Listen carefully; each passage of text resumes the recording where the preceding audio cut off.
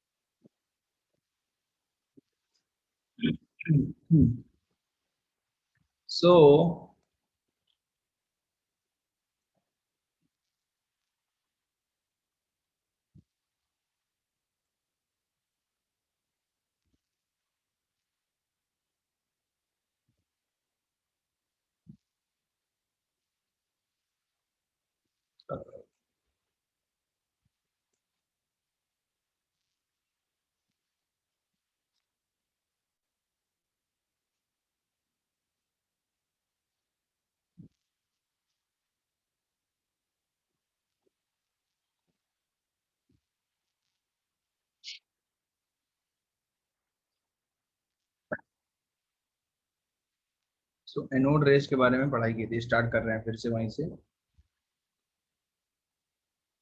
तो उसकी प्रॉपर्टीज लिखाई थी और हमने देखा था कि एनोड रेस जो हैं इनकी प्रॉपर्टीज किस पे डिपेंड करती हैं।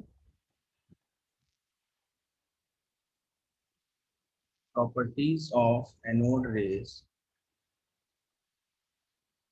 या simply e by m ratio जो है changes on changing. of gas, sir. हाँ, इनसाइड द ग्लास ट्यूब। अगर हमने ग्लास ट्यूब में गैस को चेंज कर दिया तो बहुत इजीली हम लोग e by m ratio, deflection angles etcetera change कर सकते हैं। बिकॉज जो गैस यहाँ पे प्रेजेंट है उसका मास बदलेगा। अगर उसका मास हमने बदल दिया और साथ में जो है उस गैस का चार्ज भी बदल दिया तो पार्टिकल बदलने पे deflection angles, e by m ratio, ये सारी चीजें चेंज हो जाएंगी, that is charge by mass ratio. तो ये जो परफोरेटेड कैथोड लिया था गोल्ड स्टीन ने, तो यहाँ पे उनको रेड ग्लो मिला था। कैसा ग्लो मिला था? रेड कलर का ग्लो मिला था। नाउ कैथोड रेज जो है वो एनोड पे जा रही थी और जो एनोड रेज है वो कैथोड पे जा रही थी। These are our anode rays और कैनोड रेज। तो अगर मैं गैस यहाँ पे चेंज करता हूँ, case one, if gas is hydrogen, तो हाइड्रोजन गैस अगर इसके अंदर फिल करेंगे तो हाइड्रोजन गैस फिल की हमने, ये एच एटम्स होंगे गैसियस फॉर्म में, H gas H gas H gas. जैसे ही बैटरी ऑन करेंगे तो लिखेंगे as soon as battery is switched on, तो क्या होगा, हाइड्रोजन गैस डिस्चार्ज हो जाएगी, उसमें से इलेक्ट्रॉन बाहर निकल जाएगा।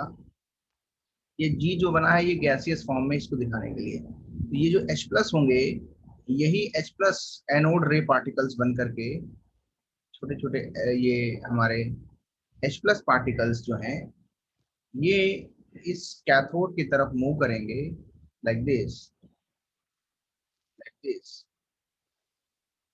Like this.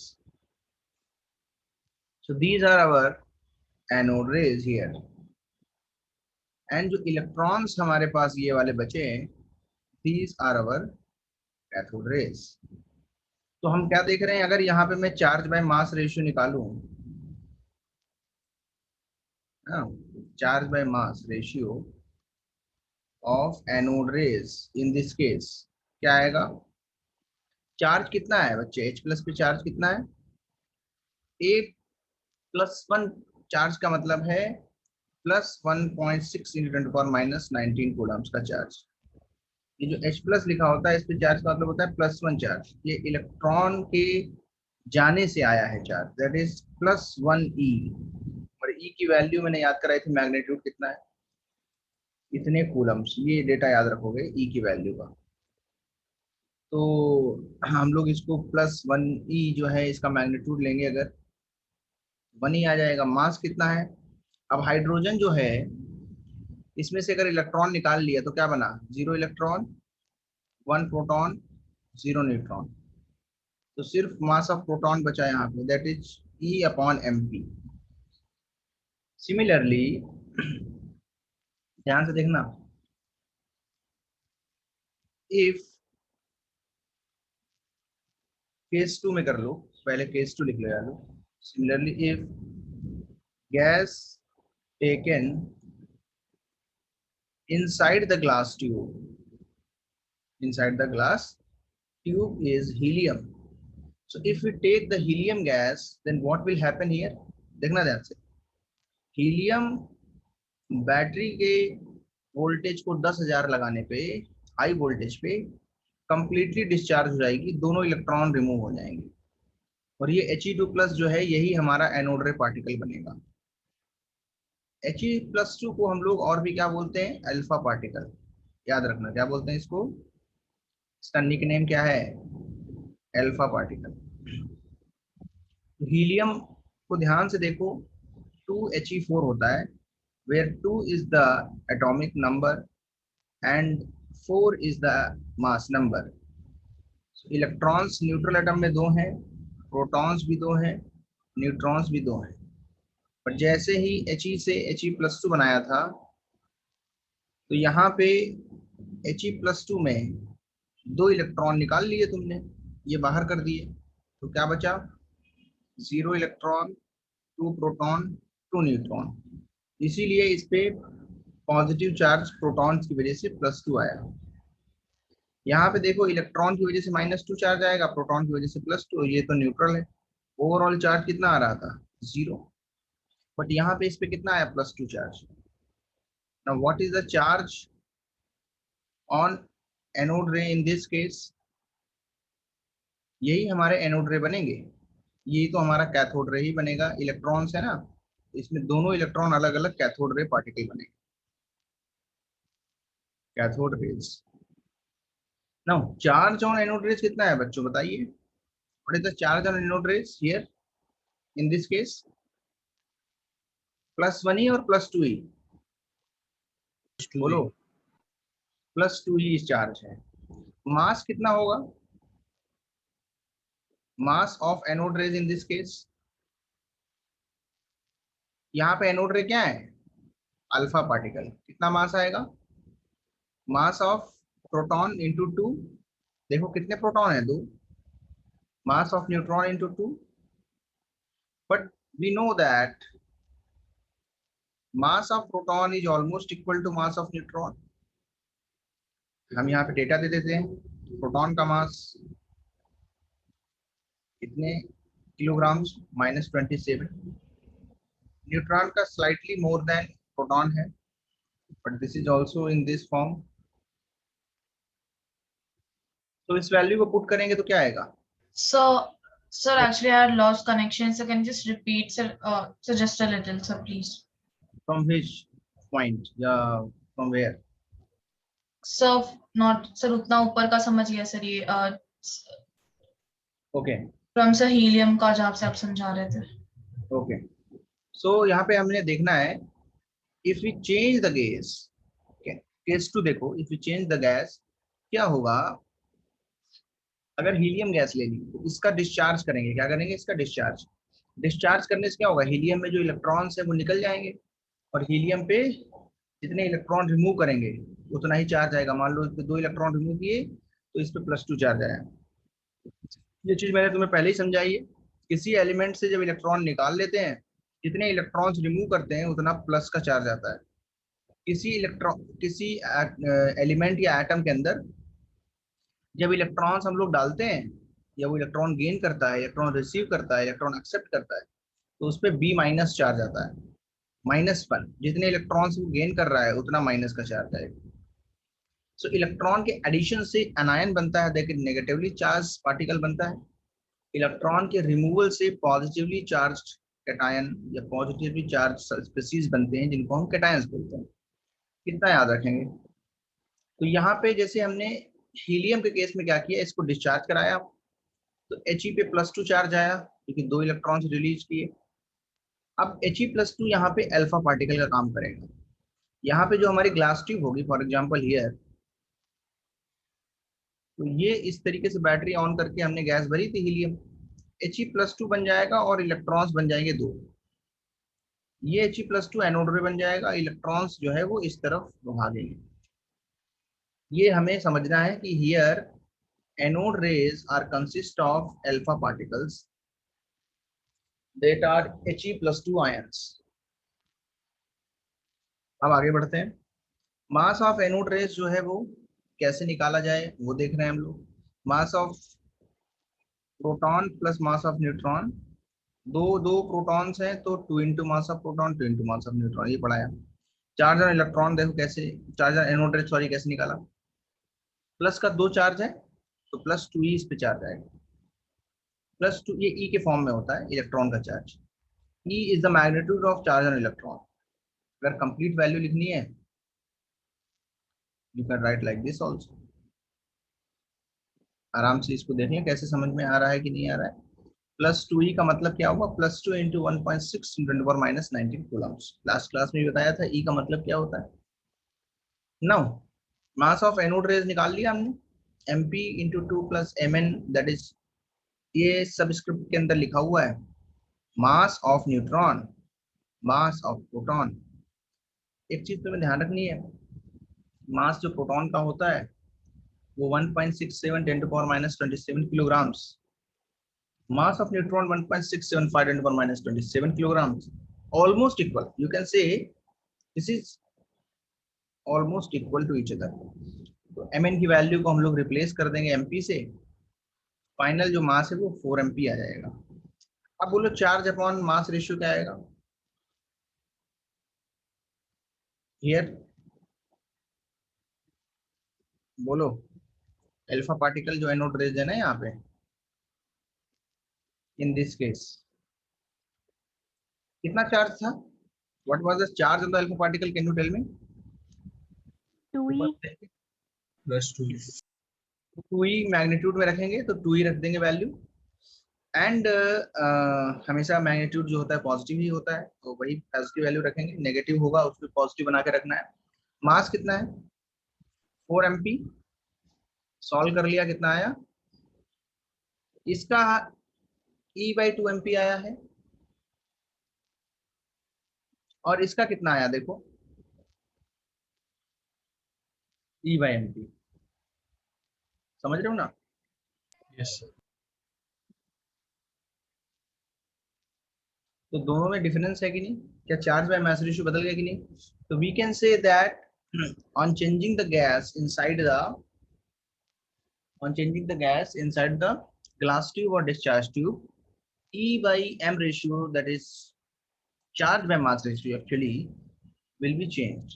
charge by mass ratio होता है actually, charge of the particle upon mass of the particle is called charge by mass ratio। तो ये एनोड रे के केस में ऐसा हो रहा है। अब इसमें कुछ नोट करना बचा है तो लिख लो, हम लोग लिख सकते हैं। hence we can say that on changing the gas inside the glass tube, that is our discharge tube, charge by mass ratio of the anode rays changed।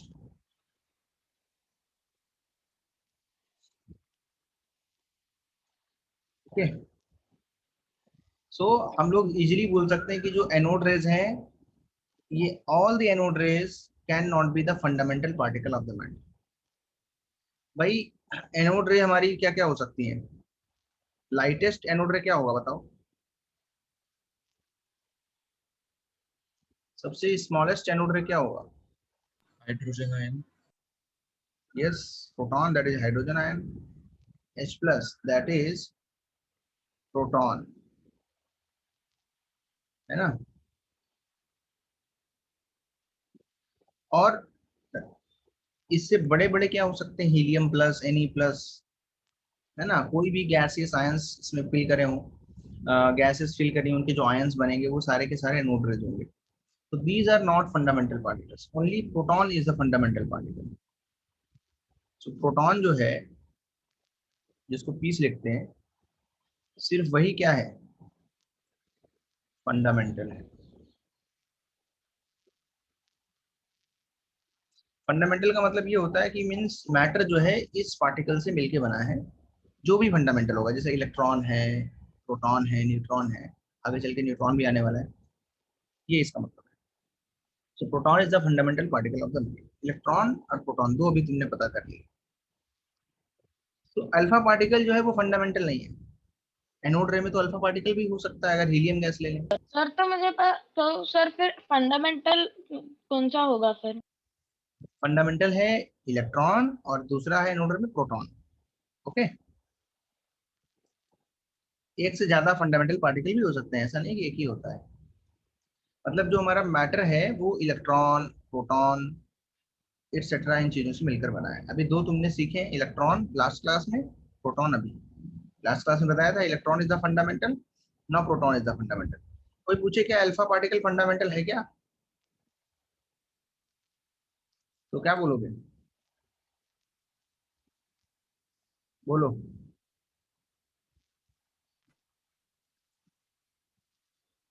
बोलो भाई। तो देखेंगे अल्फा पार्टिकल क्या नहीं होता है। सर, हम नहीं बोल सकते प्रोटॉन फंडामेंटल। सिर्फ प्रोटॉन फंडामेंटल, यस। He+2, क्योंकि इसके अंदर ये जो हमारा He+2 है, ये हीलियम न्यूक्लियस है, positively charge helium nucleus, doubly ionised helium है न्यूक्लियस। दो इसके अंदर क्या है? इलेक्ट्रॉन्स निकाल दिए थे, सॉरी, दो प्रोटॉन्स, दो न्यूट्रॉन्स। इलेक्ट्रॉन इसके कहाँ पे थे? यहाँ पे थे।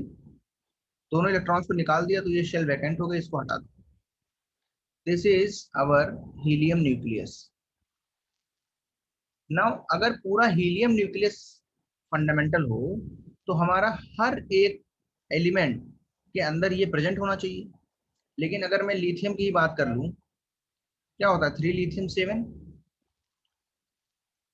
तो लिथियम में क्या है? 3 इलेक्ट्रॉन्स, 3 प्रोटॉन्स, 4 न्यूट्रॉन्स।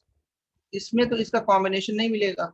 अगर ये फंडामेंटल होता तो इससे ये हमको मिलना चाहिए था, इसके अंदर इसके रेशियो मिलना चाहिए। अगर एक अल्फा पार्टिकल है तो मान लीजिए हीलियम ही हुआ। दो है तो 4 प्रोटॉन 4 न्यूट्रॉन एक साथ आए, बट यहाँ पे तो 3 प्रोटॉन 4 न्यूट्रॉन है। मतलब अल्फा पार्टिकल का सिंपल मल्टीपल कोई भी एटम या न्यूक्लियस के अंदर चीजें नहीं हो। Alpha particle is not fundamental, but proton is fundamental. देखो यहाँ पे H प्लस में एक प्रोटॉन था और इस He+2 के अंदर दो प्रोटॉन है। मतलब ये फंडामेंटल पार्टिकल दो बार यहाँ पे प्रेजेंट है। और लिथियम में यही फंडामेंटल पार्टिकल कितनी बार प्रेजेंट है बताओ? 3 टाइम्स। 3 बार। बस, ये तुम्हें समझ में आना चाहिए। इसके अंदर 3 प्रोटॉन है, मतलब एक फंडामेंटल पार्टिकल जो प्रोटॉन है वो 3 बार यहाँ पे मौजूद है, प्रेजेंट। इसको नोट कर लें जल्दी। ऊपर का कुछ लिखना है क्या इसके ऊपर? जो अभी तक लिखा है उसमें से कुछ भी नोट करने का बचा है तो बोलो, स्टार्टिंग से। सर हाइड्रोजन हाइड्रोजन वाला, यस।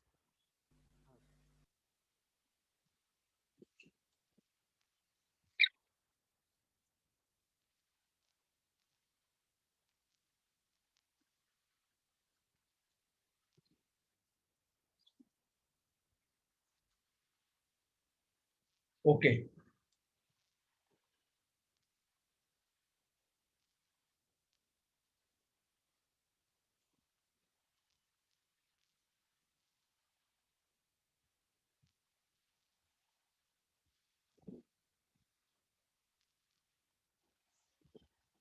समझ में आया क्या? नोट करते चलो, मुझे बता भी दो कि हो गया कि नहीं हो गया, जिस बच्चे का भी छूटा है। Done sir. हाँ, किसी का रिमेनिंग है तो मुझे बताएगा। साथ में नोट किया है तो बहुत अच्छा है।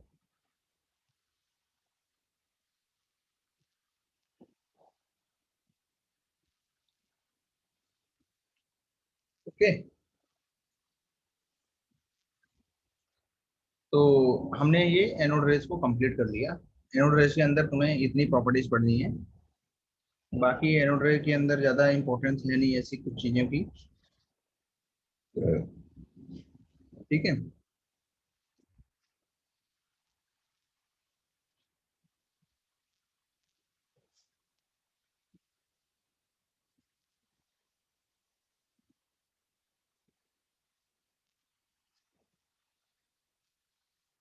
डन। अच्छा अच्छा, तुम ये देखो, न्यूट्रॉन जो है इसकी डिस्कवरी सबसे लेट हुई। क्यों? इसका रीजन क्या था? बिकॉज जो न्यूट्रॉन था ये न्यूट्रल पार्टिकल है। कैसा है? तो जो न्यूट्रल। सर जो क्योंकि वो चार्ज नहीं कैरी करता। हाँ, चार्ज कैरी नहीं करता है तो इसका डिफ्लेक्शन और डिफरेंट बैटरीज से हम इसको डिटेक्ट नहीं कर सकते। किसी भी पर्टिकुलर प्लेट के ऊपर बाई चांस भी ये अगर आ जाएगा तो तुम उसको पता नहीं लगा पाओगे कि उसका कोई डिफ्लेक्शन नहीं हो रहा है, कुछ कोई फील्ड अप्लाई करने पे हम उसके बारे में पता नहीं कर पाते जल्दी। तो एंड चूंकि न्यूट्रॉन जो है वो न्यूक्लियस के अंदर है तो नॉर्मल केमिकल रिएक्शन से तो सिर्फ इलेक्ट्रॉन ही बाहर आता है। वैसे भी न्यूट्रॉन न्यूक्लियस के अंदर है तो उसके बारे में पता करना काफी मुश्किल है। लेकिन अगर कोई न्यूक्लियर रिएक्शन हो तो हम इजीली न्यूट्रॉन को डिटेक्ट कर सकते हैं। बट ये बात है कि वो न्यूट्रॉन नहीं है तो उसमें टाइम तो लगेगा, और सच में उसमें बहुत टाइम लगा। 1932 के अंदर न्यूट्रॉन की डिस्कवरी हुई, जबकि जो हमारा कैथोड रे एक्सपेरिमेंट है वो 1850 से चालू हो गया था, है ना, स्टार्टिंग में। और जो एनोड रे एक्सपेरिमेंट है 1886 से चालू हो गया था।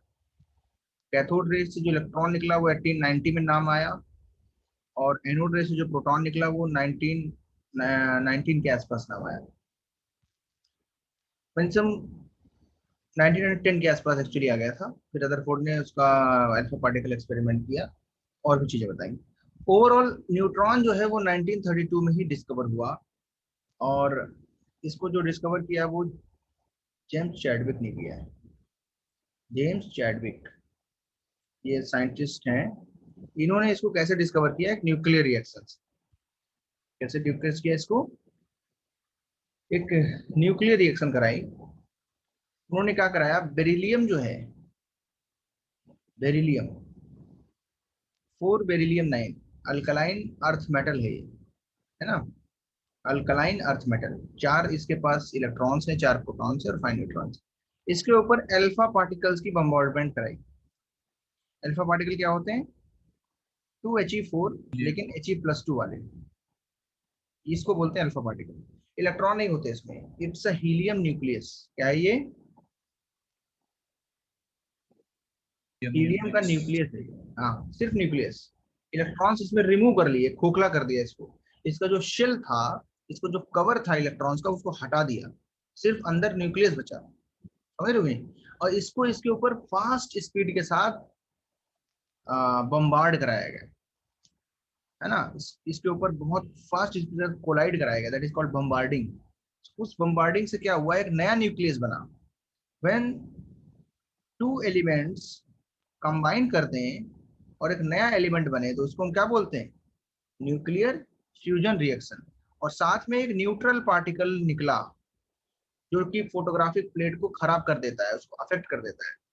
इसकी स्पीड इतनी ज्यादा थी और ये पार्टिकल इलेक्ट्रिक फील्ड या मैग्नेटिक फील्ड में डेविएट नहीं हो रहा था, तभी इसको क्या नाम दिया? बोलो, न्यूट्रॉन। न्यूट्रॉन। क्योंकि ये सर न्यूट्रल था। ये तो ना तो इलेक्ट्रिक फील्ड में डेविएट होता था, है ना मैग्नेटिक फील्ड में। इसका मतलब इस पर कोई भी चार्ज नहीं था, और ये न्यूट्रल से इसका नाम आ गया न्यूट्रॉन। तो ये nuclear Can you explain the reaction again? Reaction again reaction explain कर दूं। ओके देखो beryllium 4 beryllium 9 is the beryllium जो है ये एक एटम है, एक एलिमेंट है। इसके ऊपर अल्फा पार्टिकल की बम्बार्डमेंट कराई। अल्फा पार्टिकल की हाई स्पीड के साथ जब इस पे बम्बार्डिंग कराओगे तो क्या होगा, बेरिलियम न्यूक्लियस और अल्फा पार्टिकल आपस में क्या करेंगे, फ्यूज हो जाएंगे। फ्यूज होने पे क्या होगा, एक नया न्यूक्लियस बनेगा, एक नया एटम बनेगा, जो कि कौन सा होगा, कार्बन। एक्चुअल में ये रिएक्शन प्रैक्टिकली ऐसे एग्जिस्ट करती है। तो अच्छा इस रिएक्शन को थोड़ा सा अगर मैं number of protons, number of mass number के हिसाब से एक्सप्लेन करूं तो कैसा है, देखना इधर। कभी भी कोई न्यूक्लियर रिएक्शन होती है तो जो एटॉमिक नंबर्स होते हैं इन सब का समेशन और जो मास नंबर्स का समेशन होता है बिफोर द रिएक्शन और आफ्टर द रिएक्शन, वो क्या होता है, सेम। क्योंकि ये एक न्यूक्लियर रिएक्शन है तो इसमें क्या हो गया, बेरिलियम और हीलियम गायब हो गए, वैनिश हो गए, उसकी जगह पे एक नया एटम बन रहा है, दैट इज कार्बन, और एक साथ में न्यूट्रल पार्टिकल बन रहा है। So this reaction is a nuclear fusion reaction.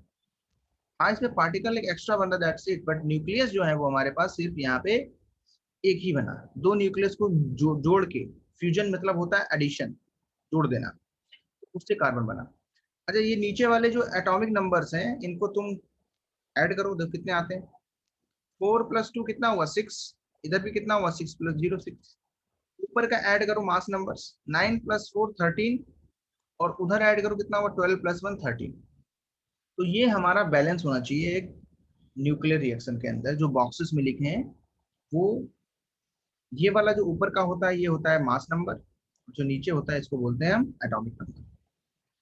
तो इस रिएक्शन को अगर मैं थोड़ा तुमको न्यूक्लियस के अंदर वाली चीजें बताऊं तो कैसे हुआ है, देखना।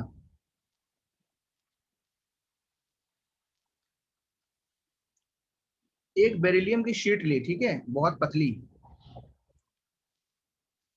थिन शीट ली बेरिलियम की ना, ये बेरिलियम शीट है।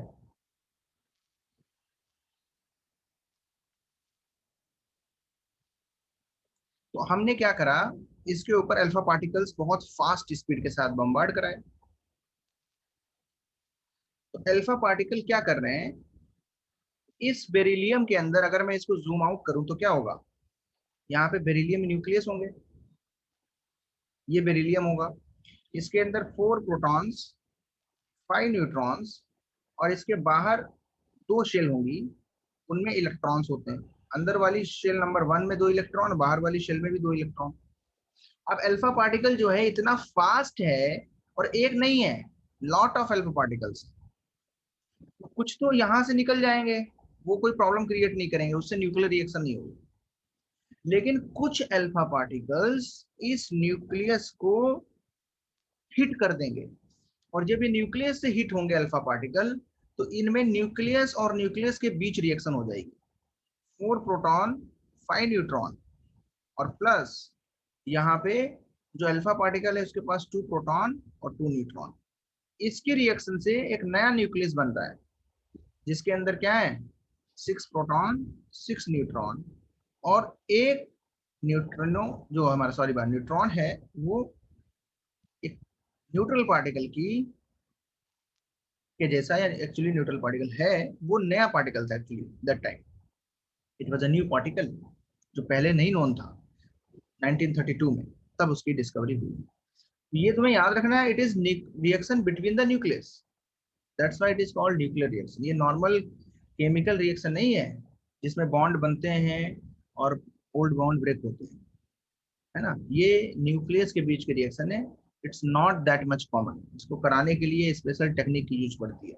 जैसे यहाँ अल्फा पार्टिकल्स को फोर्सफुली न्यूक्लियस जो है उससे कोलाइड करने के लिए हमने फोर्सफुली इतनी फास्ट स्पीड के साथ डाले थे कि कुछ ना कुछ पार्टिकल्स उस न्यूक्लियस से जाकर के कोलाइड कर गए और हमारी एक न्यूक्लियर रिएक्शन हो गई।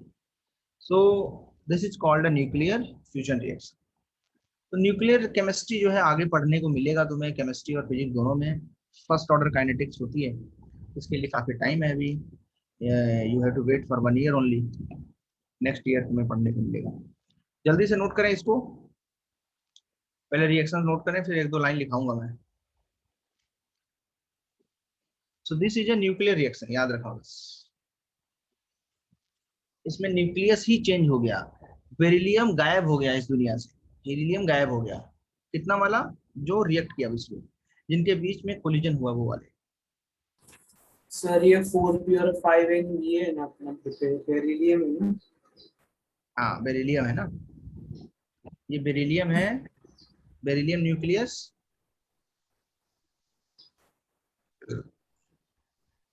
और ये helium nucleus, that is alpha particle. इससे क्या बन रहा है? Carbon nucleus.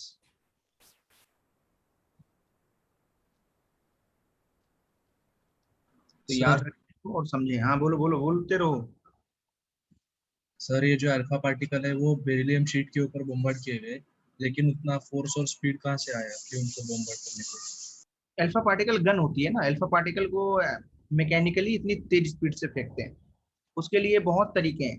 Alpha particle positively charge है, अल्फा पार्टिकल को हम लोग एक्सेलरेट कर दें किसी बैटरी से, है ना, अल्फा पार्टिकल को किसी बैटरी से हम लोग एक्सेलरेट कर दें बहुत हाई वोल्टेज, इधर पॉजिटिव प्लेट लगा के और यहाँ पे होल्ड कर दें। तो अल्फा पार्टिकल अगर यहाँ रखा होगा तो इधर नेगेटिव प्लेट, हाई वोल्टेज पे जब इसको एक्सेलरेट करोगे ना तो इधर भागेगा। तुमने यहाँ पे जो है जगह खाली करके रखी है तो इसमें से निकलते हुए ये आगे चला जाएगा। इसको काइनेटिक एनर्जी प्रोवाइड करना है किसी भी मीन्स से, ज्यादातर वो बैटरी लगा के करते हैं। समझ रहे हो कि नहीं? हाँ सर। इसको बोलते हैं अल्फा पार्टिकल गन। जैसे इलेक्ट्रॉन गन होती है, अल्फा पार्टिकल गन होती है, प्रोटॉन गन होती है, सारी guns are there. Okay sir. तो जो हमारा पुराने टीवी होते थे ना, जिसको बोलते थे कैथोड रे ट्यूब्स होती, CRT। तो जो कैथोड रे ट्यूब्स होती है इसमें कैथोड रेज इलेक्ट्रॉन गन्स होती है। अलग अलग इलेक्ट्रॉन गन्स जो है अलग अलग कलर्स प्रोड्यूस करते हैं उसमें। अभी तो वो सब टीवी है नहीं, अभी तो सब लाइट एमिटिंग डायोड्स हैं, और भी LCD है टेक्नोलॉजी, और भी नई नई आने लगी। There are new things. तो सब पढ़ोगे फिजिक्स में यही सब होता है, और ये प्रैक्टिकल चीजें हैं वो इंजीनियरिंग में इलेक्ट्रॉनिक्स में पढ़ना है, जो इलेक्ट्रॉनिक्स करेंगे। अच्छा, सिंपल मुझे ये बताओ कि अगर मैं इसमें ये लिखूं तो एक लाइन इसके लिए लिख देता हूँ। व्हेन अ थिन शीट क्यों ली थी बताओ? When a thin sheet of beryllium bombarded with alpha particles,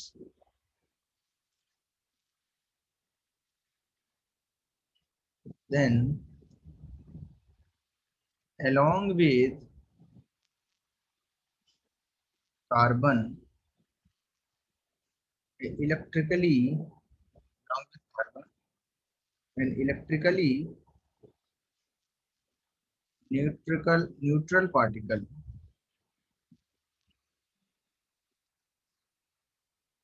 ejected,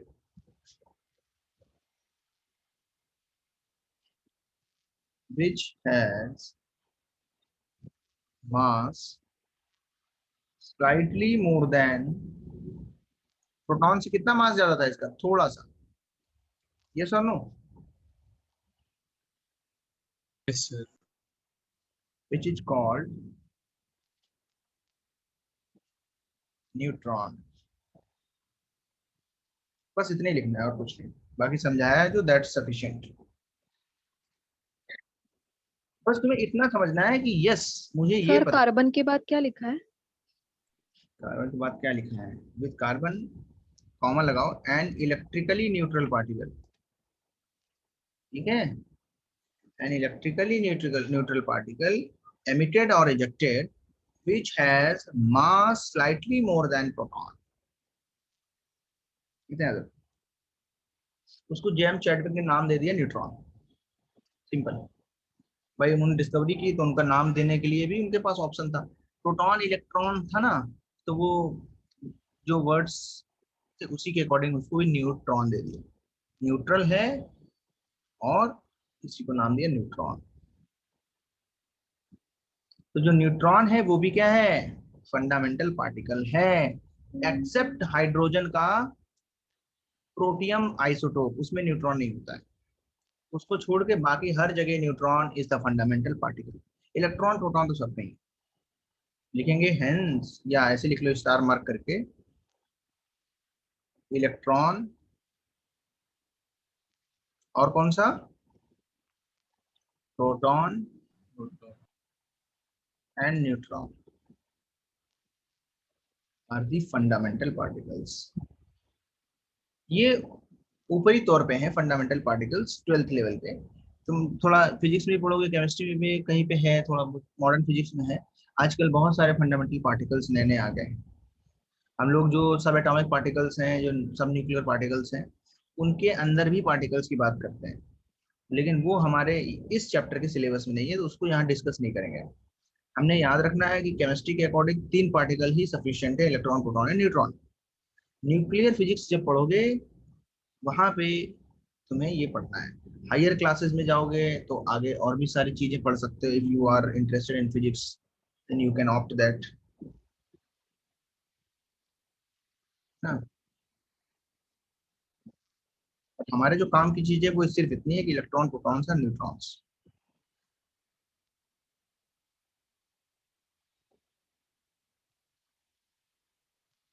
but hydrogen में क्या है,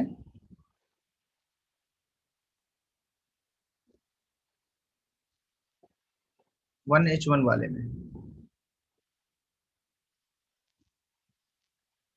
उसमें न्यूट्रॉन नहीं होता है, लेकिन ड्यूटेरियम में और ट्रिटियम में होता है। यस और नो?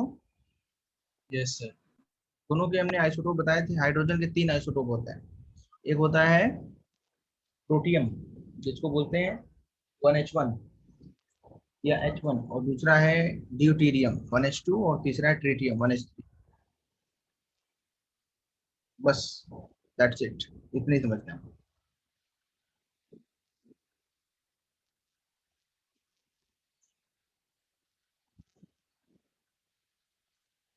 तो इलेक्ट्रॉन, प्रोटॉन, न्यूट्रॉन में कोई दिक्कत? No no sir. सर, ये आइसोटोप्स थे तो आइसोबार्स या फिर आइसोटोन्स होते हैं क्या हाइड्रोजन के? आइसोटोप तो है हाइड्रोजन के ना। आइसोटोप आइसोबार पढ़ाया गया कि नहीं अभी तक? नहीं सर, मतलब पर जानता हूँ तो हाइड्रोजन के आइसोटोप्स जैसे प्रोटियम, ड्यूटेरियम, ट्रिटियम थे, जैसे आइसोबार्स और आइसोटोन्स कौन कौन से हैं उसके? बहुत सारे हैं। देखो आइसोटोप्स नहीं, अगर आइसो ये एक्चुअली पढ़ाना है मुझे, आइसोटोप, आइसोबार, आइसोटोन, आइसोकोर्स सब पढ़ाने हैं। नहीं हुआ है तो उसको आज खत्म कर देता हूँ मैं। डाल्टन एटॉमिक मॉडल भी पढ़ना है, दैट्स डिफरेंट थिंग। ये एक कॉमन चीज है जिसको पता होना चाहिए। अगर वो पहले तुम्हारी क्लास में हो चुका है तो नहीं पढ़ाएंगे। आइसोटोप्स हाइड्रोजन के क्या होते हैं?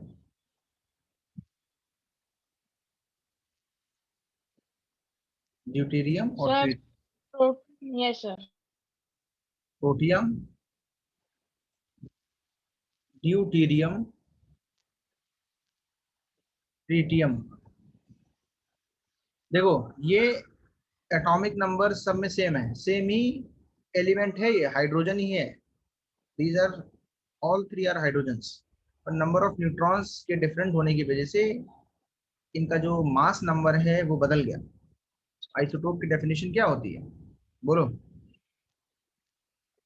बोलो?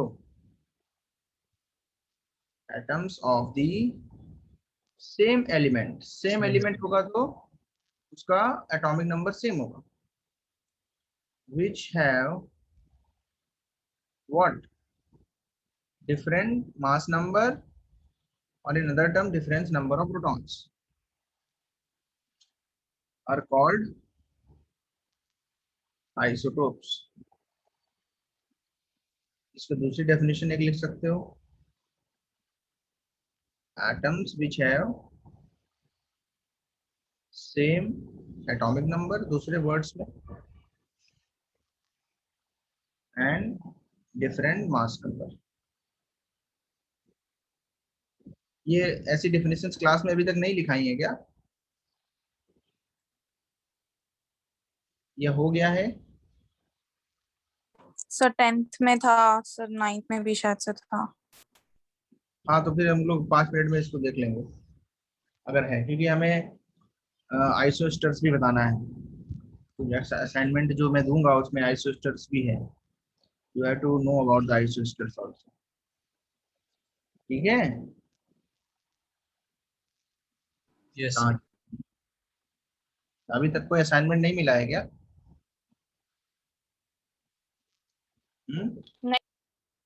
नो नो सर, अभी तक नहीं मिला। सब बैच 2 के बच्चे हैं क्या? बैच 2 के सारे हैं कि दूसरी बैच के भी हैं? नहीं सर, बात एक ही ग्रुप है ना व्हाट्सएप में सबका? नहीं सर। तब वही तो दिक्कत है। चलो एक पे डालता हूँ मैं, जिसमें नहीं आया। आप ही बना लीजिए ना, मतलब का अलग से ग्रुप।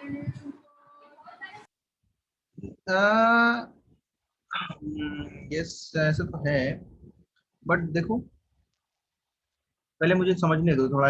मैं पूछता हूँ गीता मैम लोग से कैसे तुम लोग को बांटा हुआ है, फिर देखते हैं। एक होमवर्क ग्रुप बना दूंगा मैं तुम लोग का, ठीक है? होमवर्क केमिस्ट्री ग्रुप अलग होगा। और असाइनमेंट मैंने डाला है तुम्हारे ग्रुप पे, मुझे बाद में याद नहीं रहता है। रील इवनिंग बैच 2 में डाला है मैंने, पता नहीं तुम लोग कौन से वाले में हो, बट एक में डाला है।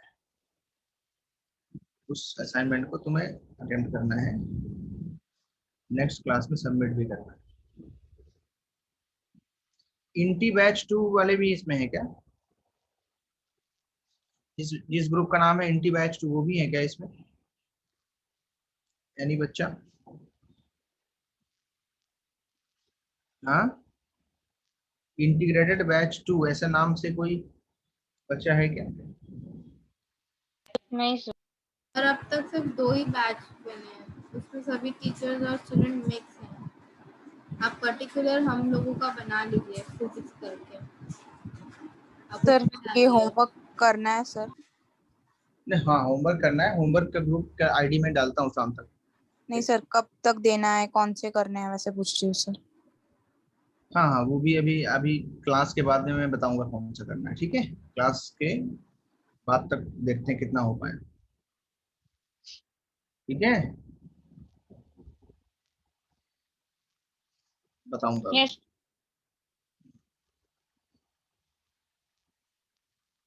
तो क्या था? आइसोटोप्स थे ना? Yes sir. आइसोटोप्स थे। एक बार इसको फिर से ऑन करता हूँ। हाँ तो वही आइसोटोप्स मैंने लिखाए हैं, और इसको एग्जांपल एक और ले लेते हैं। जैसे कार्बन के आइसोटोप्स बहुत इंपॉर्टेंट है। कार्बन डेटिंग जो होती है, कार्बन के आइसोटोप्स का रेशियो हम देख के बता देते हैं कि कोई जो रॉक है वो कितनी ओल्ड है। तो आर्कियोलॉजिकल जो डिपार्टमेंट्स होते हैं वो लोग इसी से पता करते हैं, और भी उनके पास है techniques, but carbon dating is 50% of that. 50% काम उनका इससे ही होता है। देखो कार्बन 12 और कार्बन 14 दोनों में ही अगर देखोगे कितना कितना है, डिफरेंट डिफरेंट मास नंबर्स हैं। और जो ए है वो डिफरेंट है, और जो जेड है वो सेम है। ये भी आइसोटोप्स है। क्लोरीन का भी बहुत इंपॉर्टेंट आइसोटोप्स है।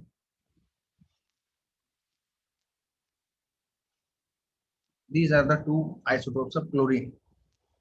One is 17Cl35, another is 17Cl37. तो मोल कॉन्सेप्ट में पढ़ाएंगे कि इसका एवरेज मॉलिक्यूलर मास या एवरेज एटॉमिक मास, मॉलिक्यूलर नहीं, average atomic mass and average molar mass, that is वो 35.5 कैसे आता है ना? तो वो चीज भी आगे पढ़ोगे। तो these are the isotopes of carbon and chlorine. ऐसे ऑक्सीजन के भी हैं, यूरेनियम का भी है। Uranium is a radioactive element, 92 uranium 235 और 92 यूरेनियम 238 ये मेजरली एग्जिस्ट करते हैं। इसके एक दो और असाइनमेंट्स भी आइसोटोप की सारी हैं जो इतना ज़्यादा एग्जिस्ट नहीं करते हैं। तो ये सारे के सारे तुम्हें एग्जांपल्स नोट करने हैं। दूसरी हेडिंग इसमें डालो आइसोबार्स। देखो जो तुमने स्टार्टिंग में फंडामेंटल पार्टिकल्स पढ़ लिए, that is completed actually. Electron, proton, neutron ये कंप्लीट हो गया है। उसके पहले ये स्मॉल टर्म्स जो है इनको पढ़ लेते हैं, फिर एटॉमिक मॉडल शुरू होगा जो कि काफी दिन चलेगा एक्चुअली, काफी वो बड़ा टॉपिक है।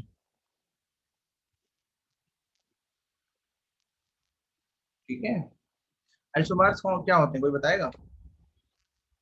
आइसोबार्स को और भी क्या तो बोलते हैं? ये आइसोटोप के अपोजिट होते हैं। हाँ मतलब डेफिनेशन के हिसाब से बोल सकते हैं, आगे पीछे है, जैसे अपोजिट नहीं है तो अलग एक चीज है ना, ऐसे बोलते हैं इसमें। हाँ, एक हिसाब से बोल सकते हैं, देखने में वो डेफिनेशन जो है वो अपोजिट जैसी लगती है।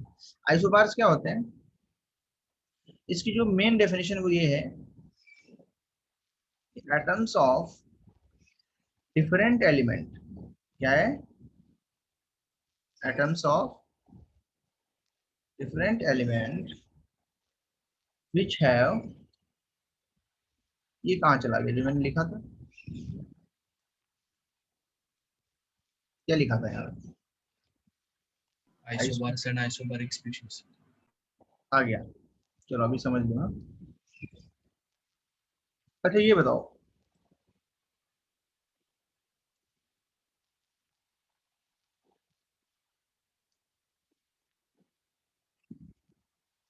तो क्या है? Atoms of different element which have same mass number. इसको भी हम आइसोबार्स बोलते हैं। दूसरी डेफिनेशन क्या है? Atoms which have different atomic number and same mass number. तो जो आइसोबार्स होते हैं उनकी केमिकल प्रॉपर्टीज मैच नहीं करती हैं बिल्कुल भी। क्यों? क्योंकि वो अलग अलग एलिमेंट्स के एटम्स होते हैं। आइसोटोप्स एक्चुअली सेम एलिमेंट ही, बस उसका मास नंबर अलग था। जैसे इसमें देख लो 1H3 ये ट्रिटियम है, 2He3 ये हीलियम 3 है। These are isobars. यस और no? Yes sir.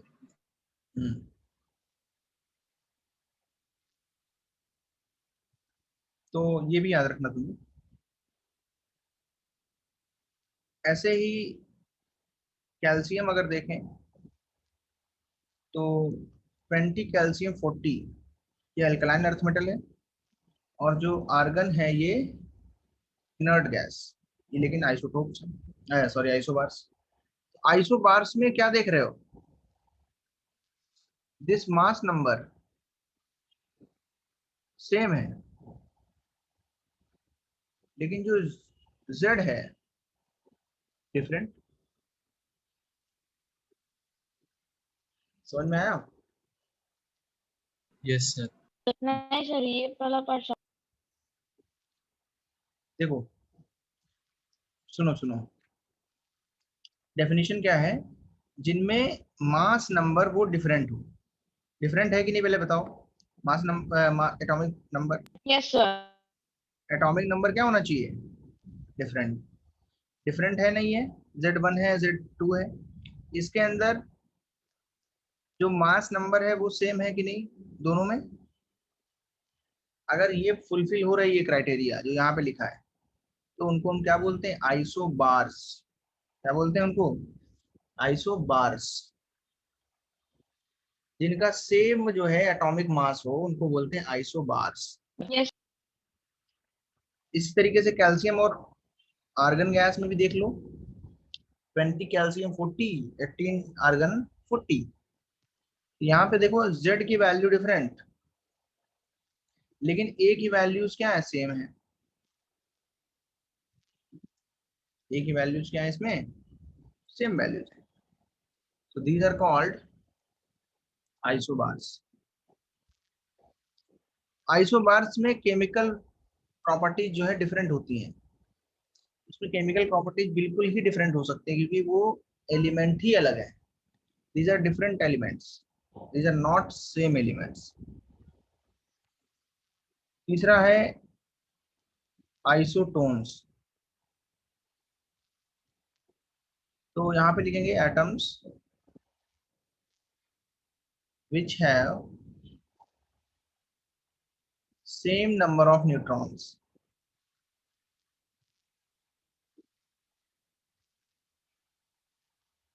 called isotones।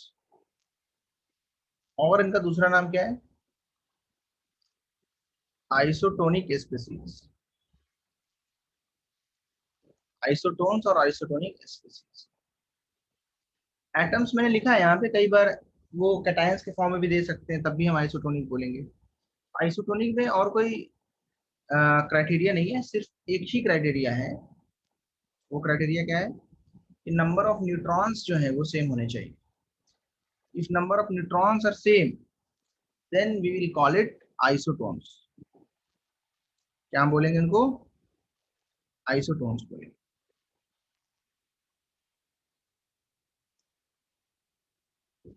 Okay, तो आई होप ये तुम्हें समझ में आया है। अब आगे बढ़ते हैं।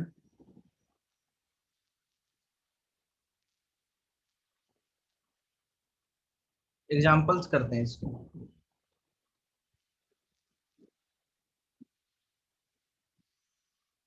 देखो मैंने ये लिखा, बोलो आइसोटोन्स हैं क्या ये,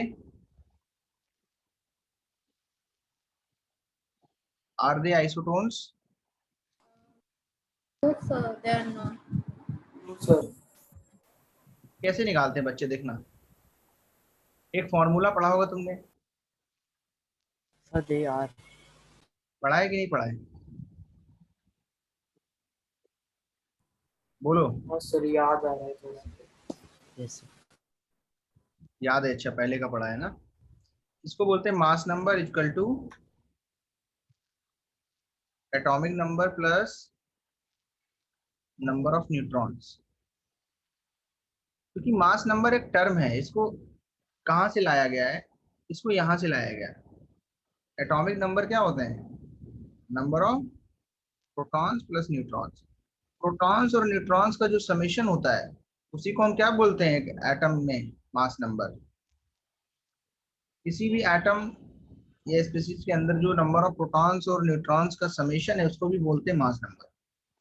तो अगर मुझे ये पता है कि Z ही P होता है, Z क्या होता है, P और एटॉमिक नंबर। और अगर न्यूट्रल एटम है,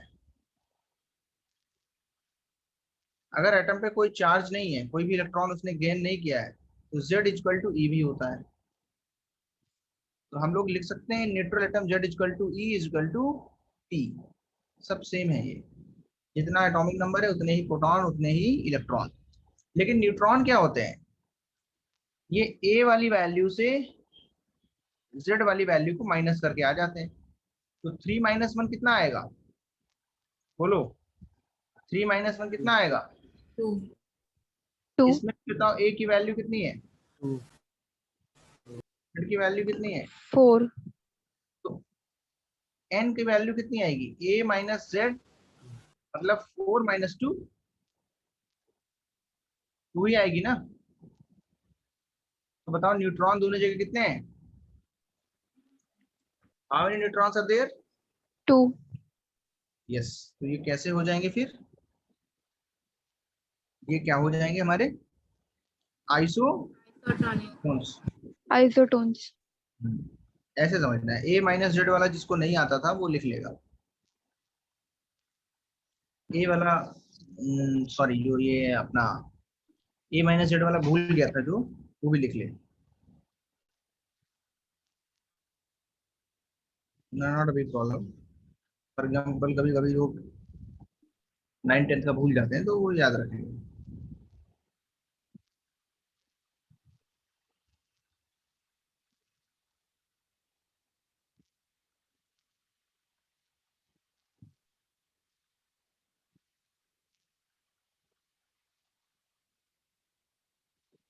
आगे बढ़े। तो इसमें तुम्हें याद रखना है कि जो आइसोटोन्स होंगे वो हमेशा डिफरेंट एलिमेंट्स के ही होंगे, एक ही एलिमेंट के एटम्स, दैट इज आइसोटोप्स, उनमें न्यूट्रॉन का ही तो डिफरेंस होता है। तो isotopes can never be isotones. समझ में आ रहा है कि नहीं? Yes sir. क्योंकि उसमें न्यूट्रॉन का ही तो डिफरेंस होता है। तो आइसोटोन्स तो हमेशा डिफरेंट डिफरेंट एटम्स के ही होंगे। आइसोटोन्स का एक और एग्जांपल ले लेते हैं।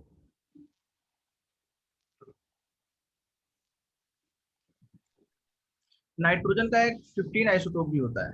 जैसे नाइट्रोजन जो मेजरली एग्जिस्ट करता है वो 7 और 14 होता है। इनमें बताओ कौन कौन से आइसोटोनिक हैं?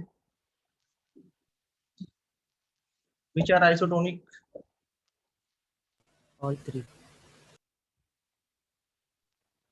ओके।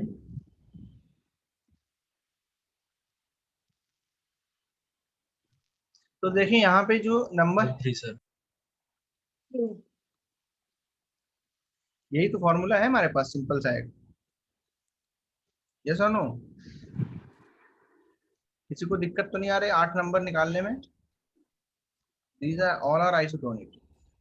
सारे कैसे हैं? आइसोटोनिक है।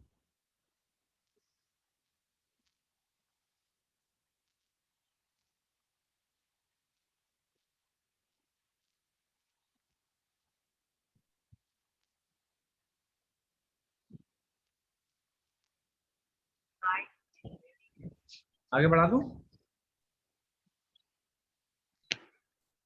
देखो, ऐसे ही बेरिलियम जो है 9 में एग्जिस्ट करता है, और बोरॉन जो है उसका 10 वाला आइसोटोप भी है। 10 और 11 दोनों है। तो यहाँ पे तुम्हें देखना है इन दोनों में तो नंबर ऑफ न्यूट्रॉन्स क्या है? 5 5। These are isotones. 1 2 3 लिखाई ना, चौथी लिखो। Iso electronics species. Iso electronics और आइसो इलेक्ट्रॉनिक स्पेसीज, ये आइसो इलेक्ट्रॉनिक्स जो है इनमें सिर्फ एक चीज है। ये कोई भी चीज हो सकती है, एटम भी हो सकता है, मॉलिक्यूल भी हो सकता है, स्पीसीज कैसा भी हो सकता है। तो लिखेंगे स्पीसीज, दैट इज वो एटम्स हो सकते हैं, आयंस हो सकते हैं, यहाँ तक कि मॉलिक्यूल्स भी हो सकते हैं, सब चीज हो सकती है which have same number of electrons, which have same number of electrons are called isotones, are called isotones. Isotones means isoelectronic species. मैं तुम्हारे सामने एग्जांपल्स रखता हूं, ध्यान से देखना।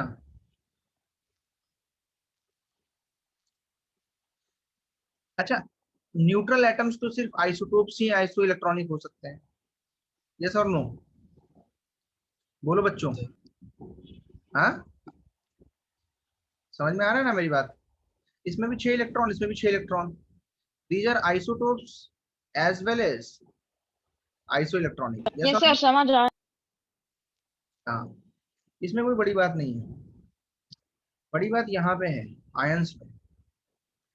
ऑक्सीजन पे 2 माइनस, सोडियम पे 1 प्लस। क्या ये आइसो इलेक्ट्रॉनिक्स हैं? इसमें कितने इलेक्ट्रॉन है बताओ? ऑक्सीजन में कितने इलेक्ट्रॉन होते हैं नॉर्मली? 8। और जितने माइनस हैं इसका मतलब उतने इलेक्ट्रॉन इसमें ऐड किए। इतनी देर से समझा रहा हूँ यही, कैथोड एनोड में ना। Yes sir. जिसमें प्लस है मतलब उसमें इलेक्ट्रॉन उसका छीन लिया हमने, उसका इलेक्ट्रॉन हमने रिमूव कर दिया। सोडियम में नॉर्मली कितने इलेक्ट्रॉन होते हैं? 11 एटॉमिक, एक चला गया। दीज आर व्हाट, क्या है ये? Iso electron. कर सकते हैं इलेक्ट्रॉनिक, आइसो इलेक्ट्रॉनिक है ना? इसका वो डेफिनेशन के साथ। अच्छा, सर सेकंड एग्जांपल नहीं समझ में आया। ओके, इसमें क्या नहीं समझ में आ रहा है एग्जैक्टली, ये बताओ। वो आपने इलेक्ट्रॉन्स कैसे फाइंड आउट किए, मतलब कंफ्यूजन हो रहा है। मैं तुम्हें समझाता हूँ क्या होता है ये, समझो इधर। एनायन क्या होता है समझना। So when an atom or any molecule, molecule का मतलब जो एटम से मिलके बना हो, दैट्स इट, है ना, gains इलेक्ट्रॉन, इलेक्ट्रॉन या इलेक्ट्रॉन्स ब्रैकेट में ऐसे भी लिख लो, then it becomes negatively charged and it is called anion। यहाँ तक समझ में आया क्या? ये सर। ये तो सिंपल सा एक स्टेटमेंट समझ में आनी चाहिए। अब एनायन पे कितना चार्ज होगा वो कैसे बताएंगे? Charge on anion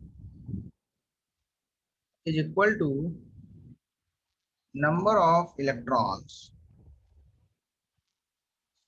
gained by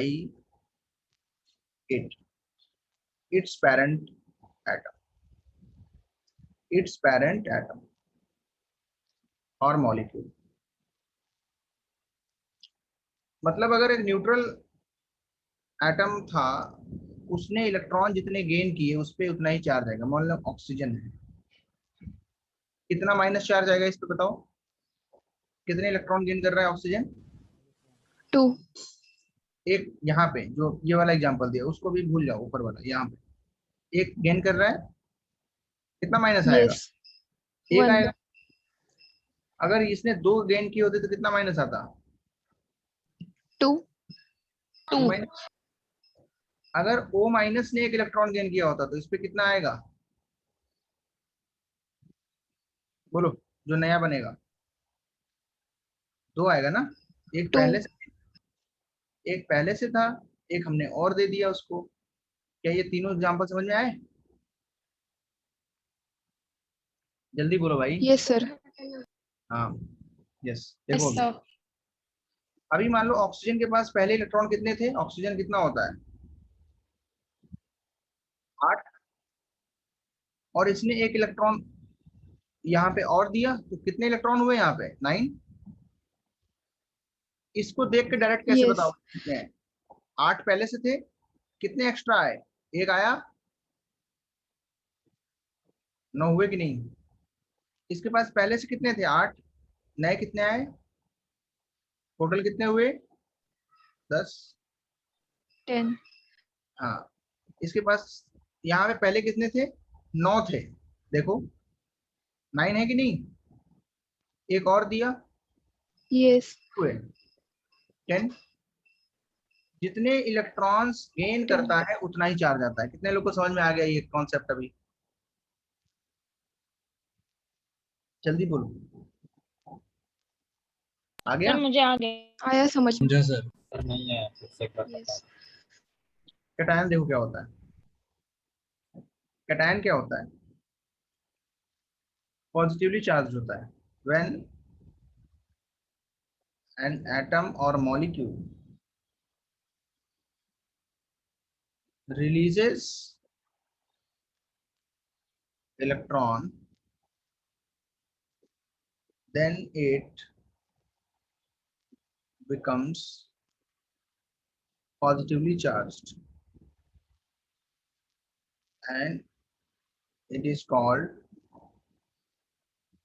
जो पॉजिटिवली चार्ज आता है उसको क्या बोलते हैं? कैटायन। चार्ज ऑन कैटायन क्या होगा?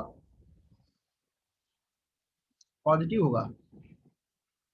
प्लस का होगा number of electrons released, that is removed from neutral atom. Number of electrons released from neutral atom. आया समझ में? Yes sir. देखना, इसमें जैसे यहाँ पे पॉजिटिव लगाया ना, वैसे यहाँ पे नेगेटिव लगा सकते हो, माइनस में होता है। वो तो तुम्हें समझ में आ ही रहा है एक्चुअली। सुनो मेरी बात, नाइट्रोजन जैसे है, सोडियम है जैसे, इसमें से एक इलेक्ट्रॉन निकाल लिया, कितना चार्ज आएगा इस पे? कितना चार्ज आएगा? कितना चार्ज आएगा? जल्दी बताओ। 11 minus 1 10। +1 ना, मतलब इसके पास पहले इलेक्ट्रॉन कितने थे? 11। अब इसके पास कितने इलेक्ट्रॉन बचेंगे? 10 इलेक्ट्रॉन। 10। मैग्नीशियम है, उसमें से 2 इलेक्ट्रॉन निकाल लिए, कितने इलेक्ट्रॉन बचेंगे उस पे? 2 इलेक्ट्रॉन निकाले तो 2 प्लस का चार्ज आया, देख रहे हो? पहले इलेक्ट्रॉन 12 थे, 12 Mg24 होता है, याद रखना। तो 12 - 2 कितने आएंगे? क्या कोई दिक्कत है अभी कैटायन आयन में? नो। समझ में आ जाएगा। अब वापस चलो अपने क्वेश्चन पे। क्या ये समझ में आ रहा है अभी? 8 और 2 10, 10 11 में से 1 गया 10। Done? Yes sir, thank you. अब वापस आ जाओ आइसो इलेक्ट्रॉनिक के नेक्स्ट एग्जांपल पे।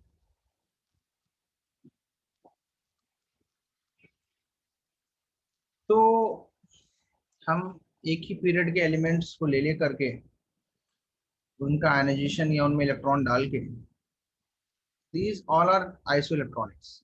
यस और नो? चेक करके बताओ कितने इलेक्ट्रॉन्स है सब में? 10। 10 इलेक्ट्रॉन्स।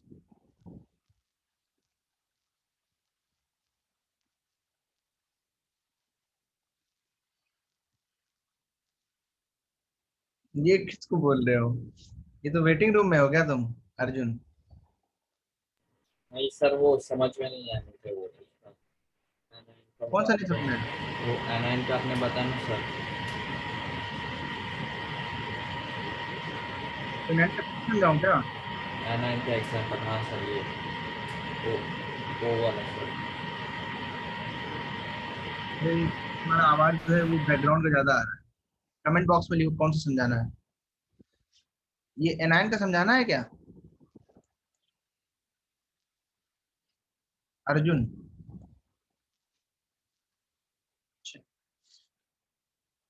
देखो क्या लिखा है, when an atom or any molecule gains electron then it becomes negatively charged and it is called anion।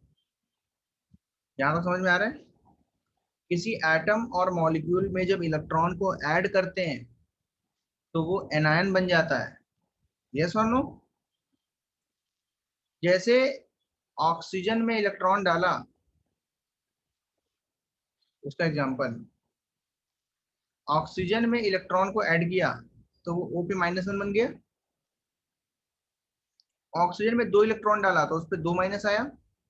जितने इलेक्ट्रॉन ऐड करोगे, मतलब एक एलिमेंट ए था, उसमें हमने 5 इलेक्ट्रॉन ऐड करे, उस पर कितना माइनस चार्ज आएगा? बोलो, समझ में आ रहा है ये? -5। हाँ, जितना, हाँ बस इतनी समझना है। अच्छा, अगर इसके पास पहले से इलेक्ट्रॉन मान लो थे 13, तो 5 ऐड करके कितने हो जाएंगे अब? 18। हो गया, दैट्स इट, इतना ही समझना है। समझ में आ रहा है? तो फिर क्या दिक्कत है, फिर तो समझ में आ रहा है। क्लियर? Yes sir. समझे कि नहीं समझे? कैटायन वाले में बताओ। व्हेन एन एटम और मॉलिक्यूल, तो समझ में आ गया ना, सेम सेम सेम है। 11 थे, कैटायन में निकाल देते हैं। इलेक्ट्रॉन अगर रिमूव किया तो उसको माइनस करोगे कि नहीं, और एक कम कर दिया तो 10 बचे। मैग्नीशियम के पास 12 थे, उससे 2 कम कर दिए तो कितने बचे? 10। इसके ऊपर ही मैंने एग्जांपल दिया है, ये सॉल्व करके बताओ कितना आंसर आएगा। जिन्होंने अभी तक ट्राई नहीं किया था वो करें। ये ऑक्सीजन के पास 8 थे,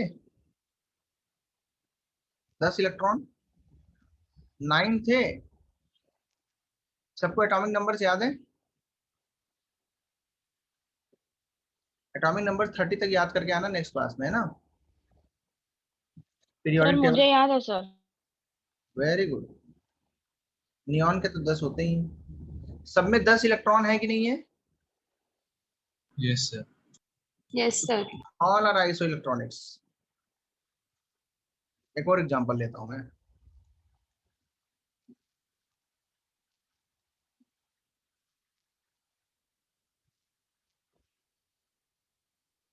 तो number of electrons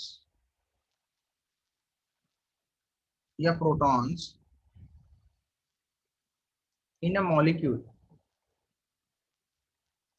sum of number of protons in constituent atoms।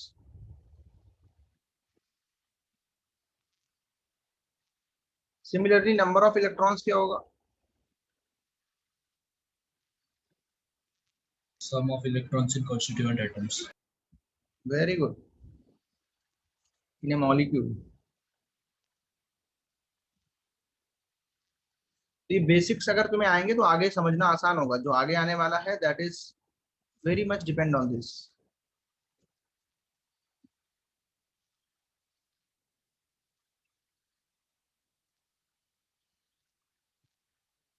कोई प्रॉब्लम हो रही है क्या समझने में? न्यूट्रॉन्स के लिए भी यही लिख दूं फिर कि नहीं लिखूं? सेम सेम सेम सेम सब है, यहाँ न्यूट्रॉन्स हो जाएगा। ठीक है, बाकी सब वैसे ही लिख लेना। Now what are the number of, what is the number of electron in CO2? 22। 22. What is the number of electrons in N2O? 22. 22. So can we call them isoelectronic? Yes sir। Very good. देखो CO2 में electrons कैसे निकालेंगे? Number of electrons, carbon में कितने electron होते हैं भाई? 6। 22 आएंगे? किसी बच्चे को नहीं समझ में आ रहा है, you can ask freely, no problem.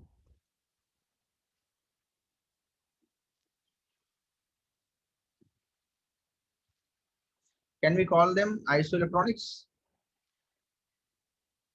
Yes sir।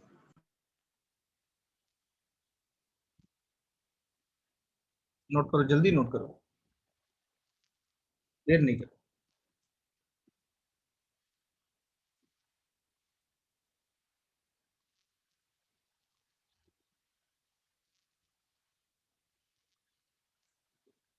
किसी कोई ऐसा बच्चा है जिसको ये डाउट हो रहा है, प्रॉब्लम हो रही है समझने में? It's a simple common sense, but sometimes it take time. किसी को अगर दिक्कत हो रही है तो उसको दूसरे तरीके से भी बता सकते हैं। सिंपल है, समझना पड़ेगा तुम्हें थोड़ा। अच्छा, इसी बेसिस पे एक और डेफिनेशन है, उसको बोलते हैं आइसोस्टर्स। क्या बोलते हैं? आइसोस्टर्स, STERS, आइसोस्टर्स। क्या डेफिनेशन है? ये मॉलिक्यूल्स के लिए है, molecules which have same number of atoms. ये सिर्फ किसके लिए है? मॉलिक्यूल्स के लिए। And same number of electrons are called isosters, are called isosters। ये सुनो, एग्जांपल ले लेता हूं तुम्हें, ऊपर वाला ही, CO2 and N2।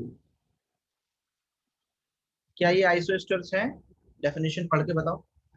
Yes sir. Number of atoms दोनों में कितने हैं? 3। इसमें भी 3, इसमें भी 3, 2 + 1 2 + 1। नंबर ऑफ इलेक्ट्रॉन्स भी कितने हैं? 22। So these are isosters।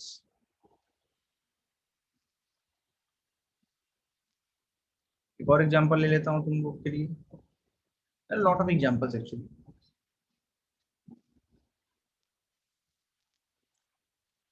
Carbon monoxide, carbon monoxide, इसके पास कितने इलेक्ट्रॉन है? 14। और N2 gas, these are also isosters।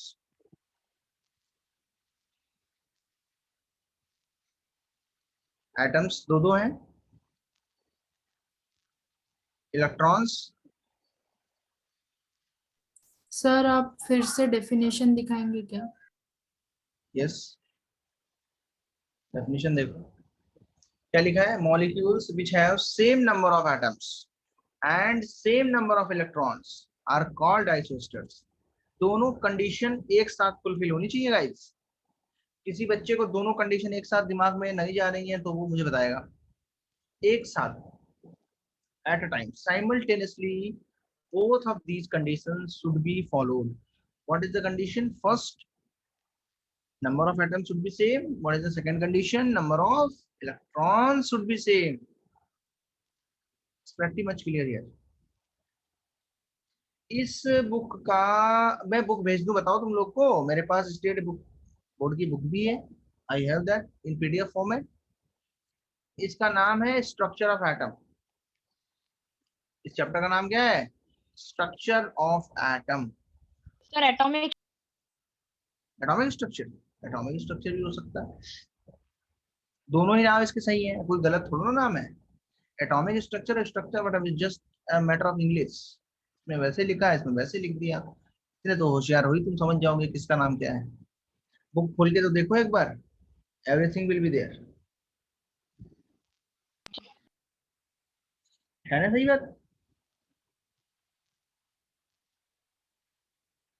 5 number हो गया? 5 नंबर हुआ कि नहीं हुआ? हो गया yes sir. Sir. Done sir. Yes sir. कुछ बच्चे बहुत फास्ट भी हैं, बहुत जल्दी लिख लेते हैं वो, कुछ बच्चे थोड़ा टाइम लगाते हैं। आइसोडायफर्स क्या है? कोई बताएगा मुझे जिसने पहले से पढ़ रखा है? एनीवन?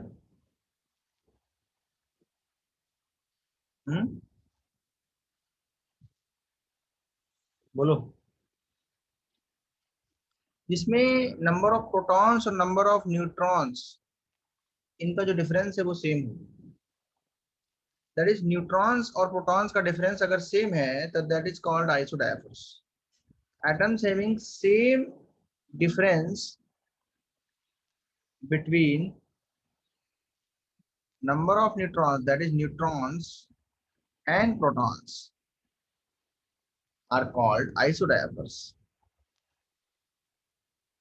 सिंपल सी डेफिनेशन है, लेकिन इसको थोड़ा सा समझना पड़ेगा तुम्हें। मान लो एक एटम है हमारे पास X, इसमें प्रोटॉन्स कितने होंगे बताओ? ये थोड़ा उल्टा लिख दिया मैंने, may be you will be confuse. ऐसे लिखो, प्रोटॉन्स कितने हैं Z, न्यूट्रॉन्स कितने हैं? Can you tell me? तो न्यूट्रॉन्स माइनस प्रोटॉन्स कितने होंगे? That is n minus p की वैल्यू कितनी आएगी? Can you solve? a minus A z minus 2 sir. Minus z, agree?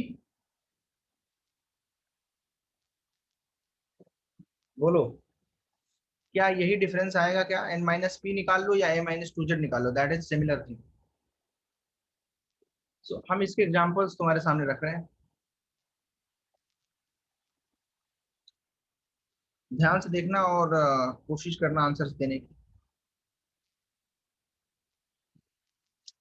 जितने भी इवन नंबर्स वाले एलिमेंट्स होते हैं जिसमें प्रोटॉन्स और न्यूट्रॉन्स सेम होते हैं, दीज ऑल आर आइसोडायमर्स। इसमें बताओ नंबर ऑफ न्यूट्रॉन्स कितने हैं, नंबर ऑफ प्रोटॉन्स कितने हैं? दोनों में 7 7 है कि नहीं है? Can you tell me? n minus p की वैल्यू 0 ही आएगी। So these are isodiamers. Agree कि नहीं? Yes, n की sir. वैल्यू और p की वैल्यू निकालने में कोई प्रॉब्लम तो नहीं हो रही? n कैसे आता है? ऊपर वाली वैल्यू माइनस नीचे वाली value, that is a minus z will be equal to n. You can directly calculate also a minus 2z. a is 12 minus 2 into z, that will be 0. Here also same आएगा.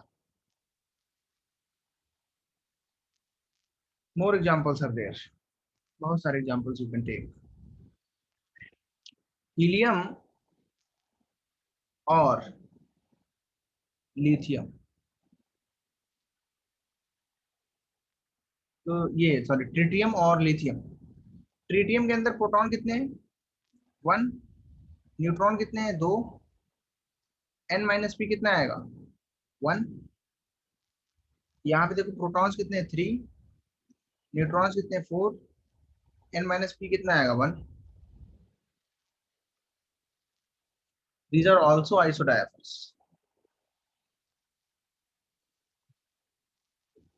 Okay. So this is our completion of today's class. If class is till 7:15. Okay. Now अब तुम्हें करना क्या है?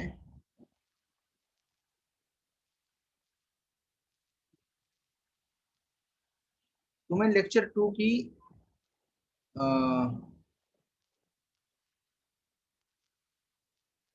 एक मैंने assignment जो दिया उसमें सवाल बता दो। वेट गाइस, जो मैंने असाइनमेंट सेंड किया है, I will tell from that only. So it will be very easy for you to solve. Problem set 1.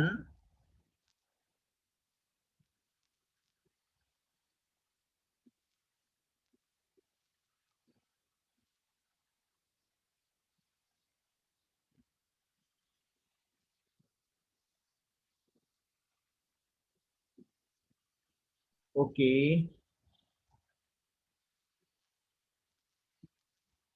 Problem set 1.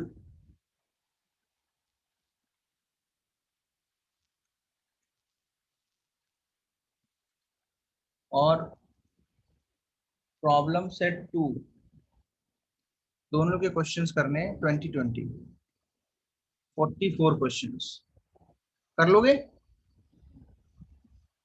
कोई प्रॉब्लम तो नहीं होगी? नहीं सर, कर देंगे।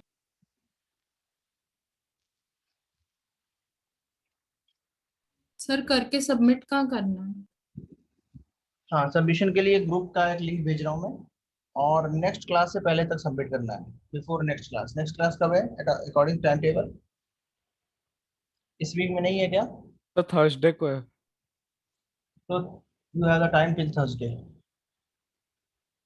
बिफोर द क्लास का मतलब है कि तुम वेडनेसडे के शाम तक ही सबमिट कर या थर्सडे मॉर्निंग तक.